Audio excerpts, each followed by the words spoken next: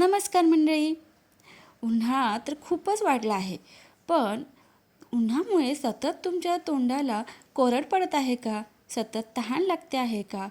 तर शरीर देत आहे तुम्हाला हे 5 सायलेंट सिग्नल. शरीरातील छोटे बदलही ठरू शकतात मोठ्या आजारांचं कारण. काय आहे ते? चला तर मग व्हिडिओ शेवटपर्यंत नक्की पहा. उन्हाळ्यात आपल्या शरीरातील पाण्याचे प्रमाण कमी होते, यामुळे सतत तहान लागते आणि ही एक साधी नैसर्गिक प्रक्रिया आहे. पण जर भरपूर पाणी पिऊनही आपले तोंड सतत कोरडे पडत असेल तर याकडे फक्त उष्णता म्हणून दुर्लक्ष करणं आपल्याला महागात पडू शकते.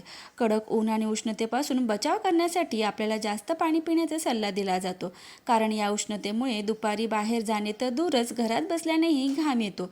अशा वेळी घसा कोरडा पडणे, तहान लागणे हे खूप सामान्य आहे. पण पाणी प्यायल्यावर काही वेळाने आपले तोंड पुन्हा कोरडे पडू लागते.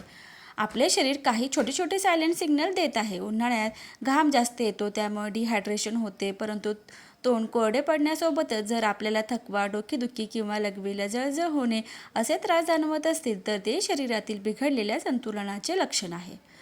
तोंड वारंवार कोरडे का पडते आणि आपले शरीर आपल्याला नेमके काय सिग्नल देते ते पाहूया. जेव्हा शरीरातील पाणी क्षारांचे प्रमाण गरजेपेक्षा जास्त कमी होते तेव्हा शरीर सर्वात आधी तोंड कोरडे करून पाण्याचा साठा वाचवायचे काम करते. जर आपले तोंड सतत कोरडे होत असेल आणि चक्कर येत असेल तर डिहायड्रेशनची समस्या आहे.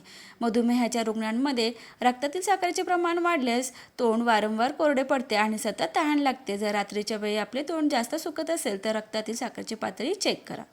शरीरात विटॅमिन B12ची कमतरता निर्माण झाल्यास जिभेला कोरडेपणा येतो आणि तोंडात उष्णतेमुळे जळजळ होते. तोंड सुकण्यासोबतच जर जिभेवर पांढरा थर साचत असेल तर हे पोषक तत्वांच्या अभावाचे लक्षण आहे.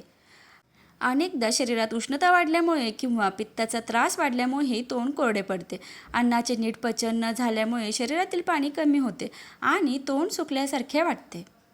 आपण BP, ॲलर्जी किंवा इतर प्रकारची औषधे घेत असू तर त्याचे दुष्परिणाम म्हणून तोंड कोरडे पडू शकते. उन्हाळ्यात या औषधांचा प्रभाव अधिक तीव्रतेने जाणवतो. उन्हाळ्यात साधे पाणी न पिता पाण्यात थोडे मीठ आणि साखर घालून प्या. यामुळे शरीरातील क्षारांचे संतुलन टिकून राहते आणि उन्हाळ्यात ताळ, शहाळे आणि लिंबू पाण्याचा आहारात समावेश करा.